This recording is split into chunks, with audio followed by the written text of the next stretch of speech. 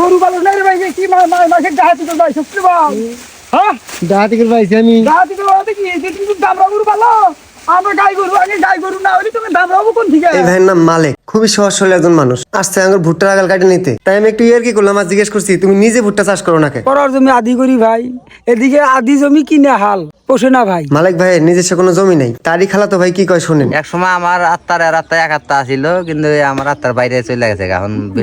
আত্মার বাইরে থাকবো না কেন? আমার সাথে চলাফেরা বেশি করে না। তাক মনে করেন নামাজ পড়বা কই নামাজ পড়ে না, তাক কই যে আসলে মাদ্রাসায় পড়ি নেওয়াপড়া করি সে পড়ে না, তাহলে ওই লোকের সাথে আমার ব্যবহারে চলবে? এই বয়সে মাদ্রাসা পড়া মানে?